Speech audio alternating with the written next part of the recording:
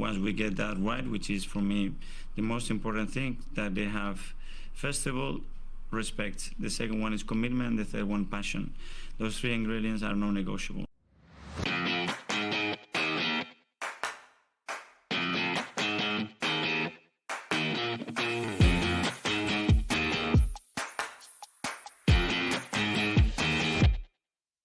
Hello and welcome into the Non-Negotiables podcast. I'm Gavin and I'm here tonight with Pascal. How you doing, Paz? I'm good. What's up, Gav? Been a good week in Arsenal world.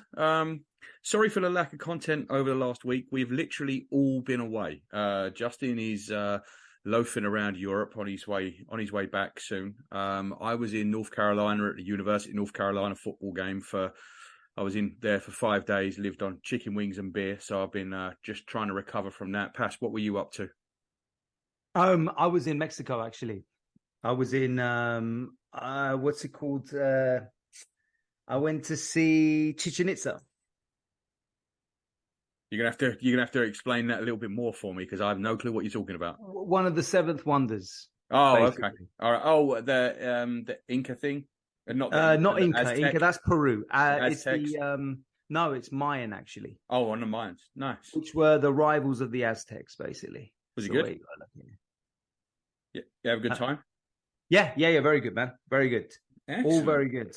Excellent. Well, did you catch any of the games there? Because I caught the second half of the Chelsea game in a parking lot watching on my mobile, which was obviously great fun. And I was driving home during the win out in Sevilla, and I got that on the radio, which is fantastic. I ain't listened to a game on the radio since the Jonathan Pearce Capital Gold days.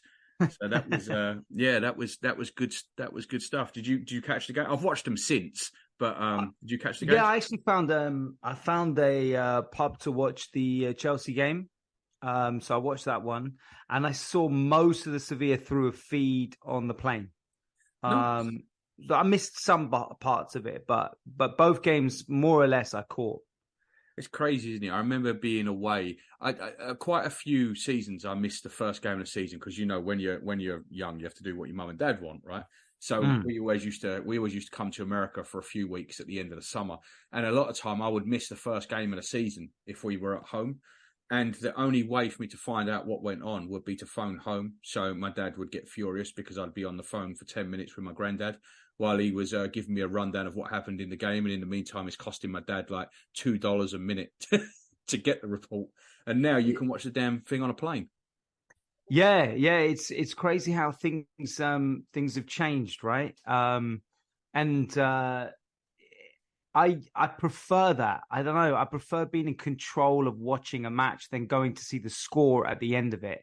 I don't know. For some reason, I just feel it jinxes it when I watch it. When I see the score at the end, I have this awful feeling that I'm going to see a defeat. But when I watch it, I don't know. I just feel like I've got a bit more control over it. It's all a mental thing. But but it was pretty good. I mean, the feed, I had to do it on X, formerly known as Twitter. Just going through, when they refresh. Yeah. So I missed a few things, but I was able to get most of it, which was good because it makes the trip a lot quicker as well. Yeah, it's true. Well, like I said, it was a pretty good week, really. I know the Chelsea result felt disappointing at the end for a couple of reasons. First off, we obviously didn't play very well.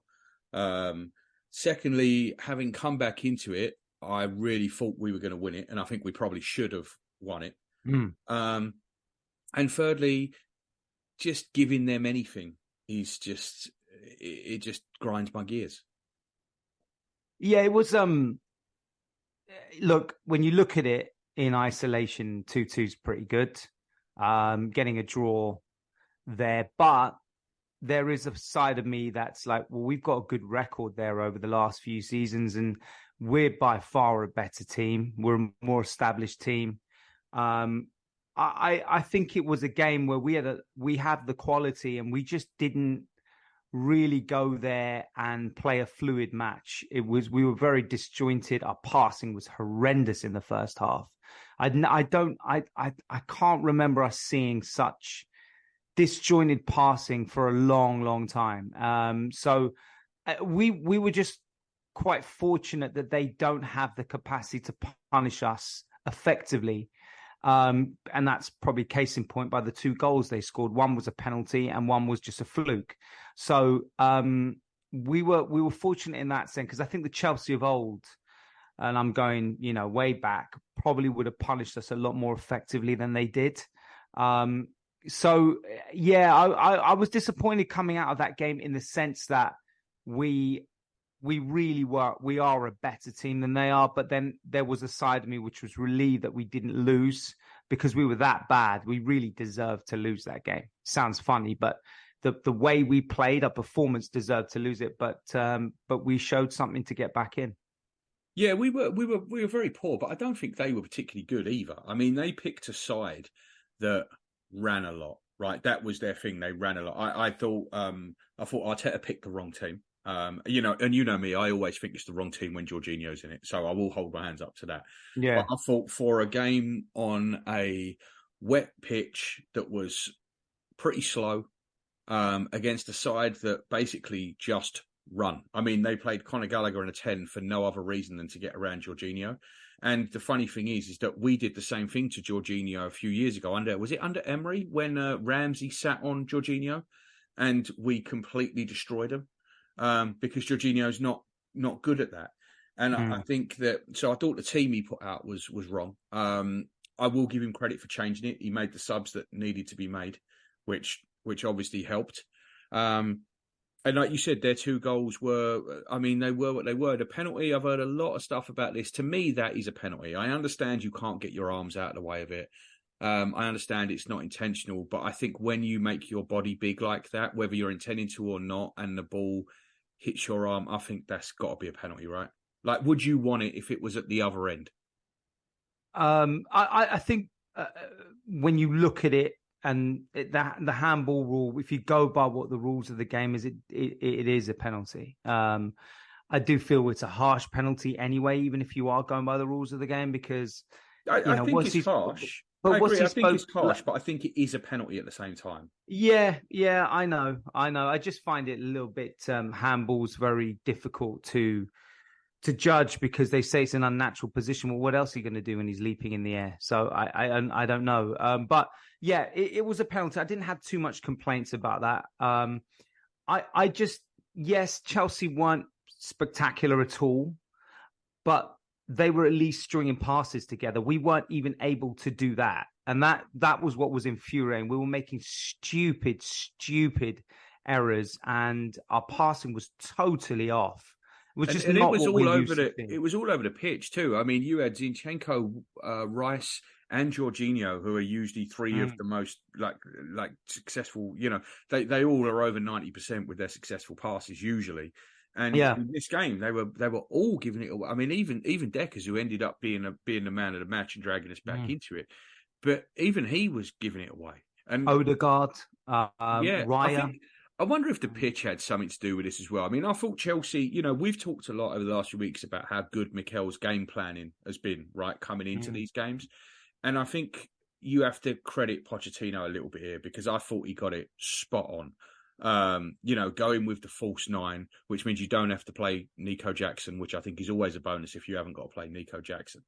But he was, he went with that. He went to more get around the pivot of us and to try and get in and amongst us. And on a night where the weather was like it was, I thought Pochettino, to be fair to him, got it absolutely spot on, whereas we got it absolutely wrong from the start.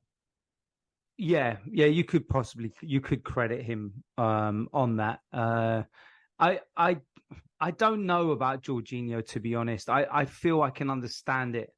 Partey is never there. Well, I wouldn't have played Partey. I would have played Havertz. I would have played Havertz for the physicality and for the running, and I would have played Declan Rice in his best position. Maybe, but I just think that we have a real problem with this number 8 position. I think it's a real issue for us, and we're not able to, because he's brought Havertz in primarily to be that number 8. It's not working. Hence the fact he's on the bench now quite regularly. Vieira wasn't even in the squad. ESR, we know there's something going on there. So it's a big problem for me. So I can get why Jorginho comes in on these away games, because he wants a bit of control in the midfield. He wants someone to settle the pace. Yes, he's not fast, and yes, he's not the player I would want to see on a regular basis.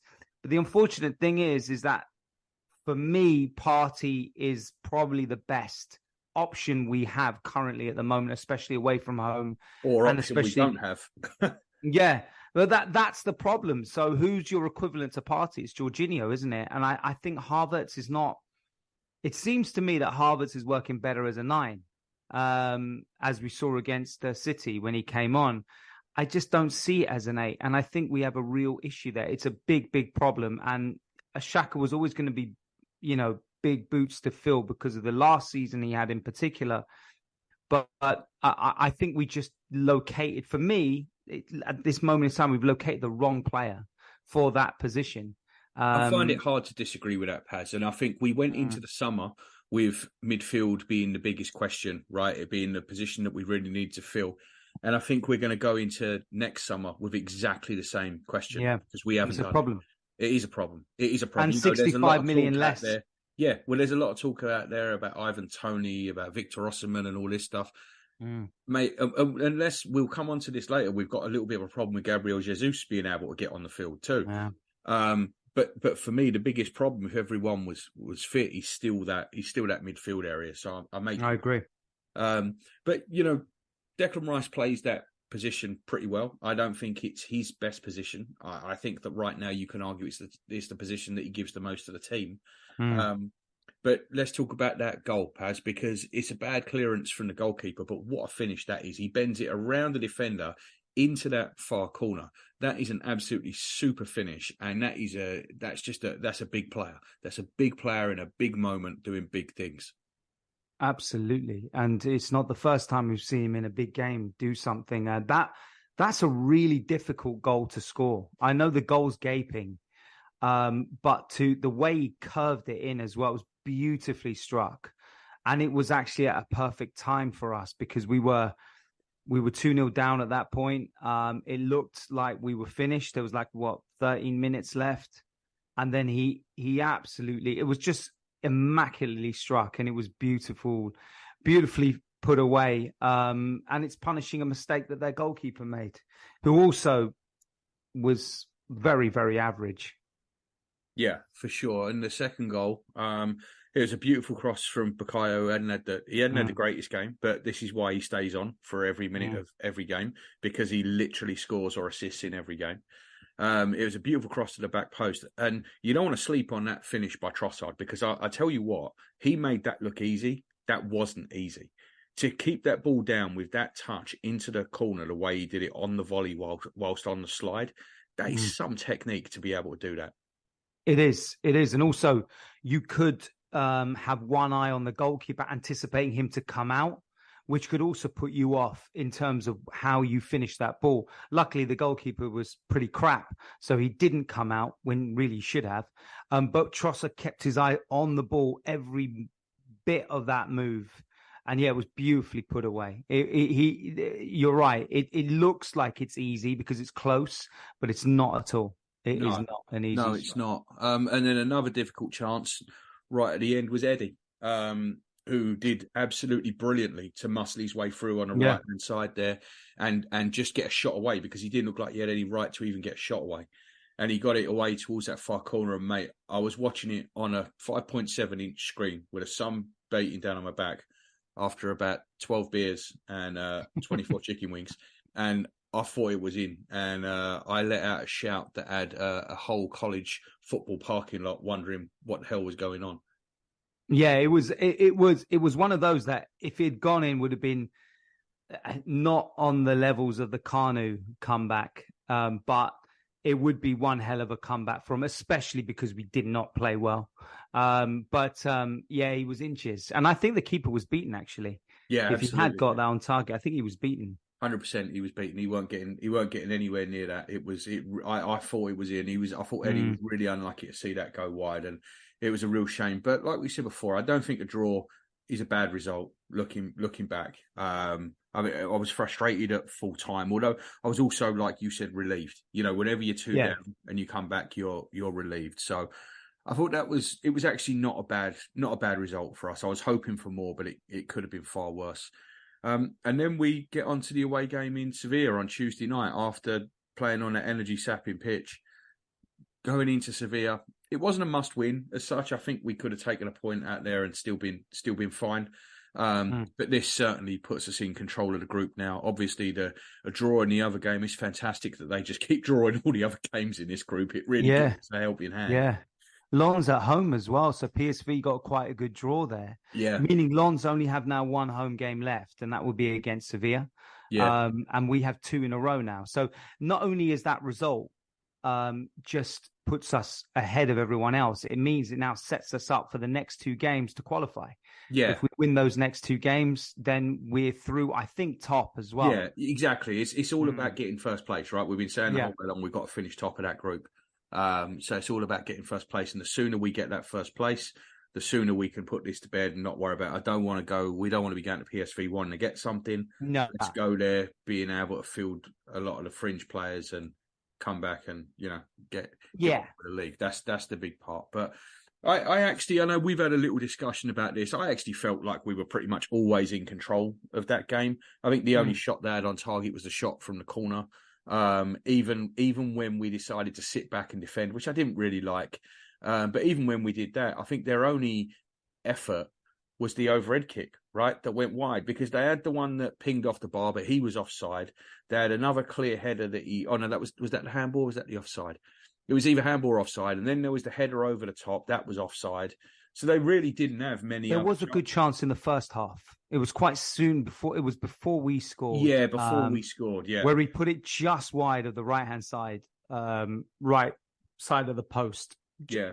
Just why I think Raya did look beaten, to be honest. So if he'd been a little bit more precise, it probably would have gone in. But that you're right, that was it really. I didn't think we were, I wouldn't say in control in the first half. I think they were a little bit more on us, but I thought after Martinelli's goal in the second half, we were much more in control. I thought we were playing the ball better. I thought we were moving it around better, especially by the second goal. Yeah, and Jesus was just absolutely amazing. Yeah, absolutely amazing, spectacular. I mean, the first goal, right? So it's Gabriel, it's Big Gabby that wins it at the back, right? So Gabriel it's just a clearance. It's absolutely just a clearance, and Jesus does brilliant to bring it down. He's going back. He's got a defender either side of him closing in, and that Cruyff turn to send 2 of them the wrong way was absolutely fantastic. And then in the same instant, to see the run of Martinelli and play that pass, that is world-class forward play. That was absolutely unbelievable.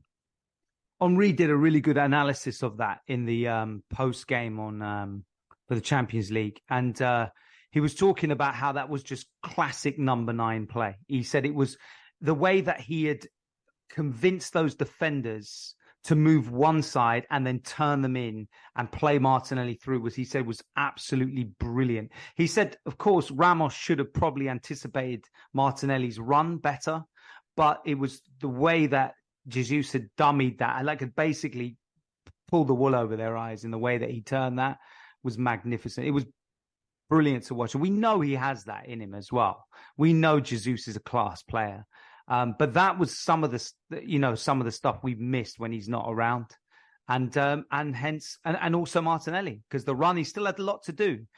He had a lot of time to think, and sometimes when you have a lot of time to think, you can make more mistakes. And I think he took that brilliantly. I was very confident though. I mean, when someone runs through on goal like that, I think that Martinelli might be the one I'm most confident in.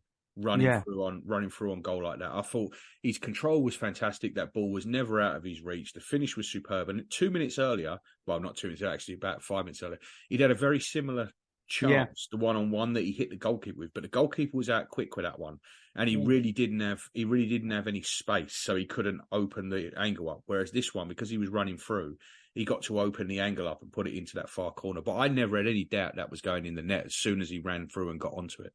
Yeah, and I don't know, you can maybe correct me this, but I don't think I've ever seen Martinelli go round a keeper. I was thinking that because I was thinking the one that he hit the goalkeeper with, I don't think he could have put that past him first time. I think the only way would have been to go round him. And I was thinking to myself, go round him. And he doesn't do that very often. But he did it well this time. So that's why I was quite impressed, because he did something that he does not usually do. No, and he created that angle and straight past him and in. It was a fantastic finish. Brilliant. It was. And then the second one was Jesus playing his street football, right? He gets the ball over on a corner. Yeah, marvellous. He'd done this in the first half as well. And it left everyone on the back post screaming, why didn't you cross it? And I've never got a problem with my striker taking this sort of shot on. It's the sort of shot I want to see Jesus take on more. And I thought it was an absolutely world-class goal. The way he cut back and then bent it into the corner. And the keeper had no chance of it. He couldn't get anywhere near it. It was magnificent to see. And it was great to see him score a goal like that.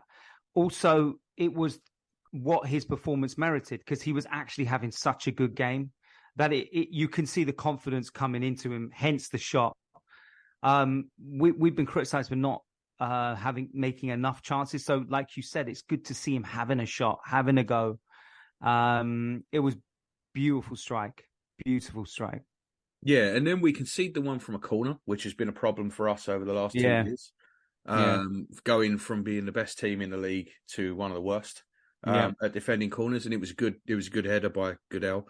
You can't argue with that. But again, it's another goal conceded from a corner, and the goals we concede, Paz. I've said this to you a few times this season. We seem to get punished to the max. It's one chance, one goal, and it's not even like they're all easy chances. They're not.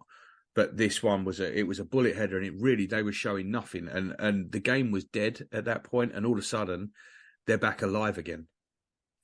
Yeah, that was probably the most disappointing part of the game, was them getting back in the game, because I thought we were controlling that game.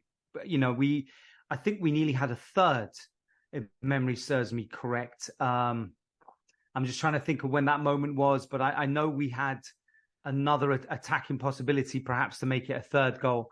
But about the one that Ødegaard put over the bar? Yes, that's it. Yeah. So, we had that game under control. We were doing all the right moves. We were playing the right play. So it was frustrating. And, you don't, as much as Sevilla weren't that good, it's still Sevilla. You're playing away from home in Spain. We hadn't won there since Real Madrid, and 2006, I believe. So, you're never talking about an easy game, regardless of what form is or regardless where they are. So you just then get that feeling in you that, oh God, maybe they're going to get it to 2-2, which would have been a real, I think, more of a punch in the gut than the Chelsea result, because we're leading, and also that win does us a lot of good. So it was an unnecessary goal to concede, but I think after that there was just that one scary moment, which I'm sure you're going to touch on. Yeah, I was going to touch on it now. I was going to look at a few things, because obviously this isn't a normal podcast where we delve deep into a game and look at what It's more, a quick wrap up and then looking at everything that's come out of it. And there's a lot to talk about out of these two games. So let's start there. So in the last minute, Raya comes out, and funnily enough, on one hand, it's fantastic because he saves us. Because had he not come out to punch that ball, there's a tap in the middle for Eric Lamela of all people, but he doesn't. He comes out. And he gets what did he get on it? I mean, it was kind of almost the knuckle of his thumb, and it goes backwards over his head and drops onto the top of the bar. And I think in an isolated incident, you say, fair enough, it happens. I've seen the best goalkeepers in the world miss a punch a ball, whatever. Fair enough. You see it all the time. I think the problem is this is a culmination of a couple of months now of David Raya not looking very calm, not looking very composed, and not really looking up to the task. I think he, now on Saturday, right, against Sheffield United, he's going to look like Johnny Cool, right? He'll be the calmest man in the building, spraying passes left and right. Fine, I don't care. The problem is that you then get in a big game and he looks like a ball of jelly for the first half. And this is something that is repeating itself now. And quite honestly, I think we have a goalkeeping problem now. We do. And it's, unfortunately, it's what a lot of the critics were anticipating could happen. It looks like, yeah, look, he is on loan. I know strong possibility we buy him, but he is an option. So I don't feel that there's an obligation or an absolute pressure to continue playing him if that's what's happening. Ramsdale was dropped for, yet I can't figure out what he did. Maybe a few. He wasn't David Raya. That's why he was dropped. He wasn't. David Raya was brought in to be the number one by Mikel Arteta. Right. And honestly, at this point, I don't know what David Raya would have to do to lose that. I don't know that David Raya can lose that job.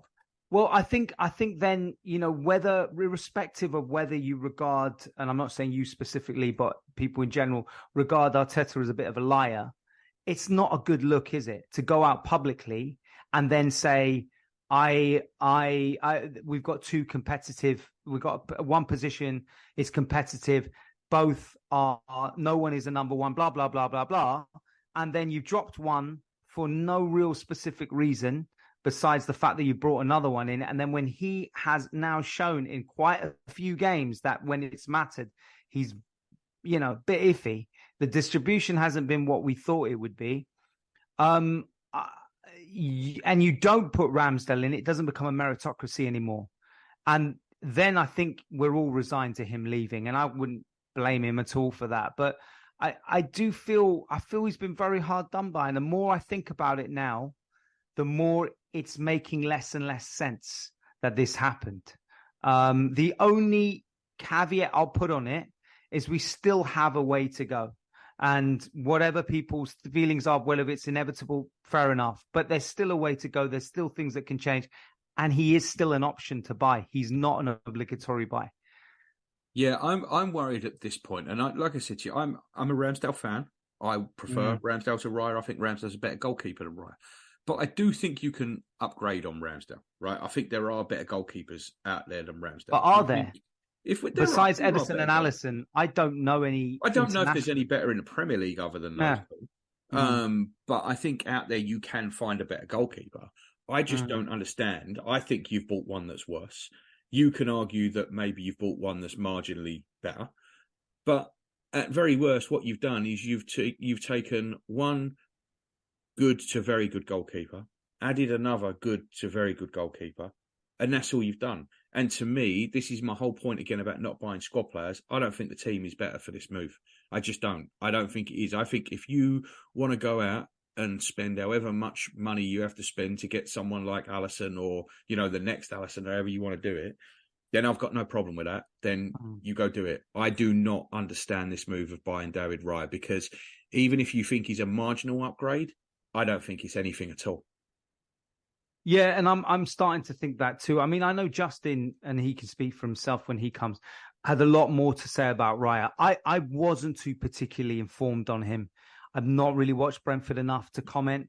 I know statistically it looks pretty good, but I just look at it from Arsenal's point of view. I know Ramsdale had iffy moments last season. I know there were some moments when he cocked up. But this is a goalkeeper that, like with Raya, is expected to come out of his goal, is supposed to play from the back, is supposed to do certain things. He's 25, which is still really young for a goalkeeper. They just renewed his contract recently. I don't know. It's just a strange set of affairs. And I think maybe it's probably an indication that Arteta sometimes is overthinking situations that he doesn't need to overthink. I just find it a very strange situation, that goalkeeping thing. And I think a lot of people did comment, you can't have two goalkeepers interchanging. You can't sub goalkeeper. It just does not happen. It's kind of showing that that is more or less the case. Yeah, and the Ramsdale, the Raya thing, I didn't get the first time around when we tried to put him. I've got a couple of friends who are Blackburn fans, and that's where Raya was before he went to Brentford. And they said to me, he's all right. That's it. He's all right. He's nothing special. He's too small to be a goalkeeper, and he's nothing special, but he's all right. That's what they said to me. And I think they were exactly right. And I'm already iffy on Canna and Arteta's choice of goalkeeper anyway. I've seen Runarsson. Do you know what I mean? And I think they got a little bit lucky with Ramsdale. And now I've seen Raya, and I don't know. I don't really trust them when it comes to goalkeepers. I think goalkeepers are a different breed. I think buying them is more difficult, and I don't trust them to get it right, and I don't trust them after this to get it right. And it's not often I say that about Arteta, because I think Arteta's been brilliant. I think this summer was always going to be the most difficult summer, right? Because it was very easy to upgrade before. Now it's not so easy to upgrade. You know, upgrading Xhaka is a lot more difficult than upgrading Mustafi was. That's really what it comes down to. So this summer was going to be tough. And so far, it looks like we've had a couple of reasonably big whiffs here with Raya and with Havertz. So we're going to have to let it play out. We're only a third of the season in, so there's plenty of time to go. I guess the other controversy that's opening up a little bit now is Zinchenko and Tomiyasu. I am a huge Zinchenko fan. There's no backing away from that. I understand why you would play Tomiyasu on a pissing down night at Stamford Bridge. Arteta didn't. He did bring him on at half time, though. I gather Zinchenko might have a little bit of a strain. He certainly didn't have a very good game. And then Tomiyasu, I thought, was really good. And then I thought he was really good again on Tuesday night. On Saturday, personally, if everyone's fit, I would still play Zinchenko. That would still be my first choice. I think it's great to have Tomiyasu as backup, but I know a lot of people would like to see Tommy start there now. Where are you? I like Tomiyasu a lot, actually. I feel I feel he's shown what an important player he is for this squad. He's so versatile, you know, not forgetting as well his cameo role in the Man City game, where he did that great run as well. So I'd say start Tomiyasu, to be honest. I feel Zinchenko has not performed really. I don't think he's performed well at all. I thought he was excellent against Manchester City. I thought Man City, really yes. Yeah, he was. But again, it's, 60 minutes and then he needs to come off. I thought he was really poor against Chelsea. His missed passing, some of the passing was just woeful. And I feel he was right to be dropped. He also had the dreaded early booking at Chelsea, which didn't help. That limits how tight you can get on Sterling and what you can do. So that didn't help. I think the sub was right. And I thought playing Tomiyasu on Tuesday night was the right thing to do. But for me, Sheffield United at home, if Zinchenko's fit, for me, Zinchenko starts, because I want another ball player on the pitch. Yeah, I can understand that point of view as well, but I also think that players should be merited by starting if they perform well, and one is not. And which is fair. I think Tomiyasu has deserved that chance. He's also very the way he worked with Rice on Tuesday was phenomenal. His understanding of instructions is really good. And it's not easy to do what he does, where you actually are called upon to be a right back. You can be called upon to be a centre back, left back, told different instructions. And I think he takes it on well. I'm a big Zinchenko fan, but I think you can play Tommy enough games and also play Zinchenko as well. And to be honest, Zinchenko really cannot play too many games in a row. We know that. He also can't play a full match either. So, I'm happy with that situation. For me, that's far less controversial than the goalkeeping one. Yeah. And then we've got Partey injured again in midfield. No point even talking about that. We know it's going to happen. He'll come back and then he'll get injured again. Then he'll come back and he'll get injured He'll come back against Sheffield United. And, at the end of the day, he should have been sold in the summer. He wasn't. And this is it. Yeah. This is what just thank God we're not relying on him anymore. Really, because there was thank God we have Declan Rice. We'd have been man, he's absolutely phenomenal. And now the other bit that's becoming a bit of a worry, Jesus is injured again. Hamstring. He had a scan today. Said they should find out the results tomorrow. You don't have a scan on a hamstring, that's absolutely fine. I am a little bit worried about this. I don't see you have a scan on Thursday and then play on Saturday. I would be very surprised if he's in the starting lineup on Saturday. I'm hoping it's a short absence. We've got Sheffield United and then we've got West Ham in the Cup in the week. Don't worry about playing either of them. Just take the time. Yeah, that's what I was thinking. Back. I was thinking that as well. So let's say that is the case. Up front, I think he'll go Eddie. I'm not sure I wouldn't go Havertz. I like Eddie. I don't want to, I know it seems like sometimes we hammer him a lot. I was really disappointed with his cameo performance when he came on in that Sevilla game. I just, there's certain aspects to Eddie sometimes which is a bit frustrating where he gives up. Like there isn't that. What Jesus does, Jesus will run and run and run. But there were times it's urgency, right? Like Jesus has just got urgency running through his veins, and I don't think Eddie's quite got that. That's just I mean, character. You can't have Sergio Ramos catching up with you when he's already in a game 70 minutes in and he's like twice your age practically. That's just not how it should be. And I would play Havertz at number 9, to be honest. That's my personal opinion on it. I'd give him a go at number 9. I think that's where he's inevitably going to be anyway, because I just don't think this midfield's going to work. So yeah, Havertz for me, but most likely he'll play Eddie. Yeah, it'll be one or the other. I can't see Trossard being tried there or anything else. I think it'll be one of the two. Yeah, and that's fair enough. So overall, Pas, what's your feelings coming out of this week? So we're second in the table. I'm hoping that we can get up top this weekend because I think the teams around us have, not Liverpool, but I think Spurs and Man City both have tricky games. So how do you feel coming out of last week in totality? Because I'm okay with it. I feel like it was a net positive last week. Think about it. We played 3 big games: City, Chelsea, and Sevilla. 2 of those were away. We've won 2 of them and drawn 1. I can't turn and to be honest, not really set the world alight in all 3. We've not been sensational. We've not been anything like what we saw last season yet. So to be where we're at and have that week that we've had, you can't go away being too disappointed. We're still very much in third gear. So I feel we've got the big one out in that group, the most difficult game out in the Champions League group away from home. We've now got City out of the way and we've got Chelsea out of the way away. So it puts us in a good position in the Champions League for sure to qualify now top.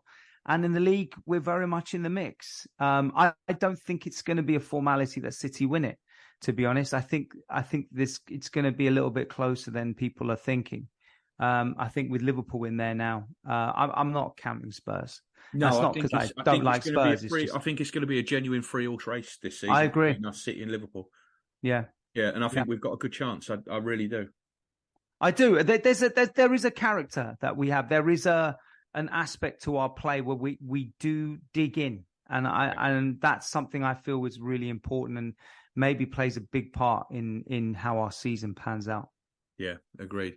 Okay, mate. Well, thanks a lot for tonight. We will be back again tomorrow to do a Sheffield United preview. We wanted to break it up and get one part out at least as early as we can, because we know we kind of let ourselves down, let our families down, let our friends down, let you guys down by not putting anything out last week. So we do let ourselves down.